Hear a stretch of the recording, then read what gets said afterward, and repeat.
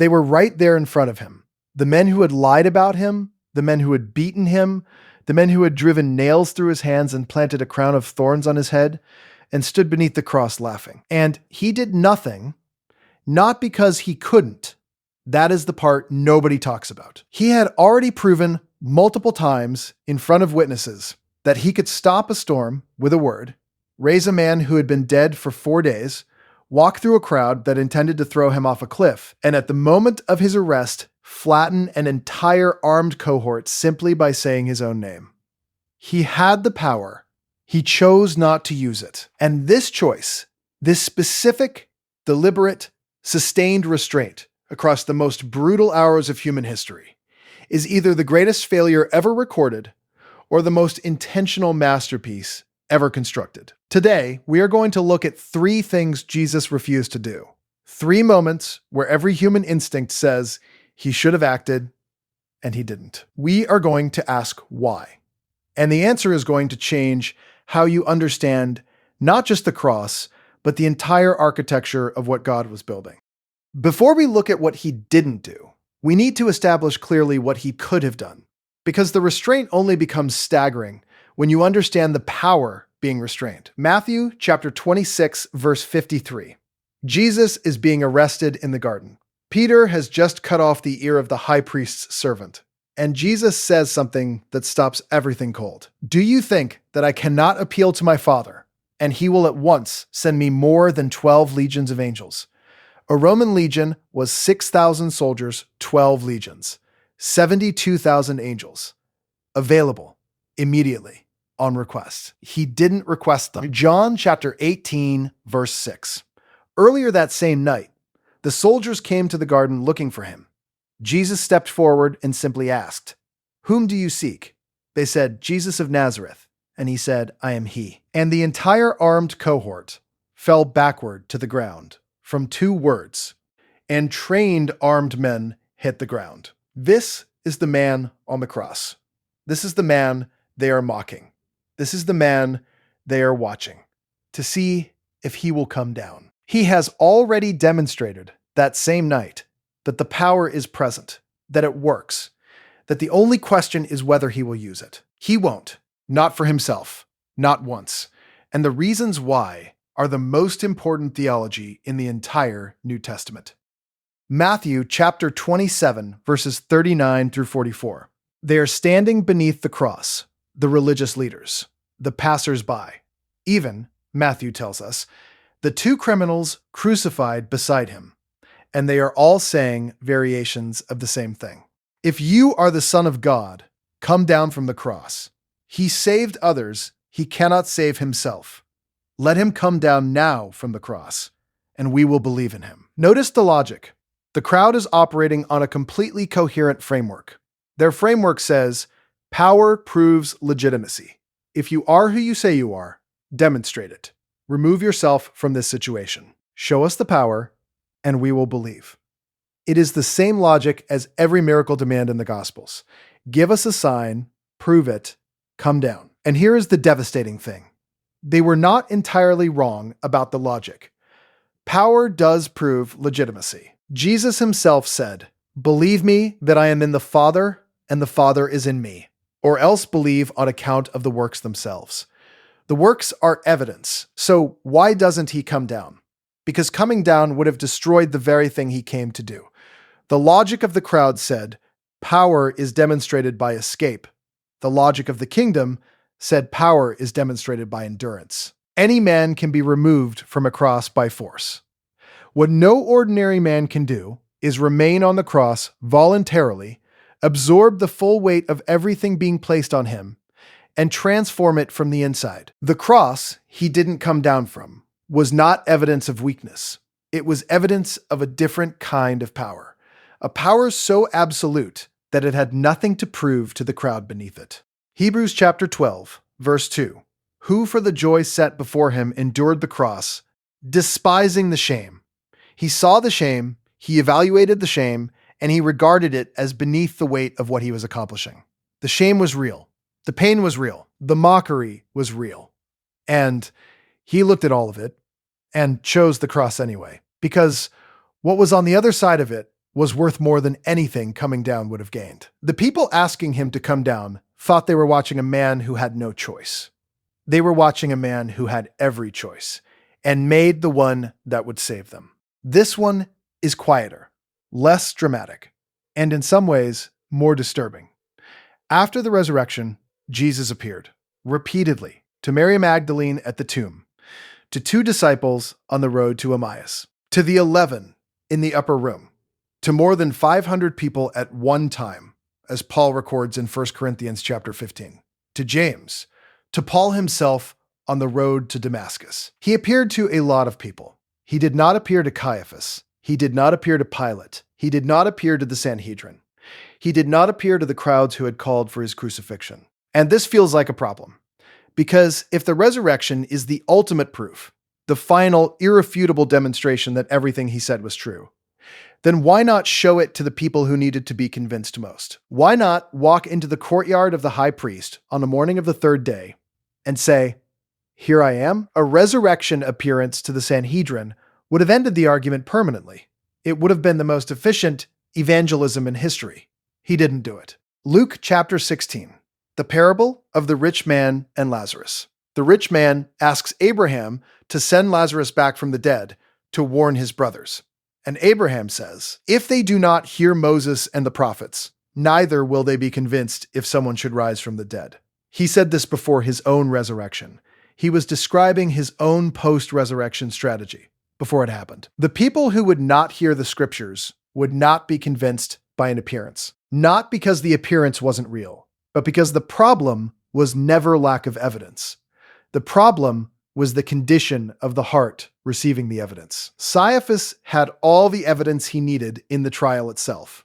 He heard the testimony. He asked the direct question, "Are you the Christ, the Son of the Blessed?" Jesus answered directly, "I am."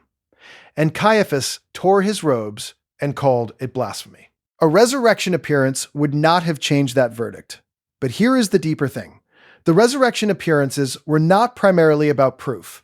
They were about commissioning. Every appearance in the gospel accounts moves toward a mandate.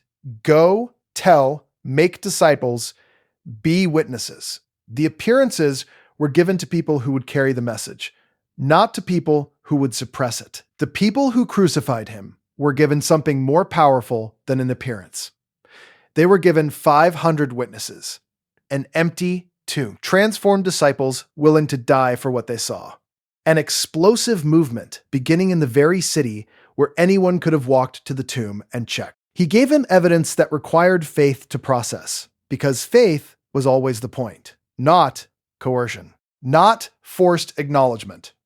A resurrection appearance to the Sanhedrin would have produced compelled belief, belief extracted by overwhelming demonstration.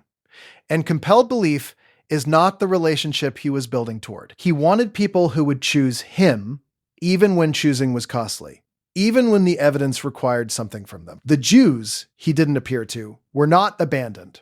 They were given the same invitation as everyone else, and the door was left open. Luke chapter 23, verse 34. In the middle of the crucifixion, in the middle of the mocking and the pain, and the soldiers dividing his garments, Jesus says, "Father, forgive them, for they know not what they do." Not, "Father, remember this against them." Not, "Father, let them feel what this costs." Father, forgive them. This is not a general statement about forgiveness as a principle. It is a specific intercession for specific people who are actively in real time doing something monstrous. And he is asking God not to hold it against them while they are still doing it. Stephen echoes it almost word for word as he is being stoned to death in Acts chapter 7. "Lord, do not hold this sin against them." He learned it from somewhere. He learned it from watching what Jesus did with power. When everything in the human framework said to use it differently, he could have called judgment down. We already established that. 72,000 angels. Available. The men mocking him were not beyond reach. The soldiers driving the nails were not hidden from heaven. He prayed for them instead. And this is not weakness dressed up as theology. This is the most precise deployment of power in the entire biblical narrative. Because what he was doing in that prayer was more durable more far-reaching, and more genuinely powerful than anything destruction would have accomplished. Destruction would have ended those men. Forgiveness opened the door for them to become different men. Acts chapter 2, the day of Pentecost. Peter stands up and preaches in Jerusalem to people who were very possibly present at the crucifixion and says, "This Jesus whom you crucified, God has made both Lord and Christ." And 3,000 people believed 3,000 in the same city within weeks of the crucifixion. Some of them had almost certainly been in that crowd. Some of them may have been among the voices calling for his death. And the door to their repentance was open because he had prayed it open from the cross while they were still doing what they were doing. The enemies he didn't destroy became the people his church was built from. That is not a coincidence. That is architecture. 3 refusals.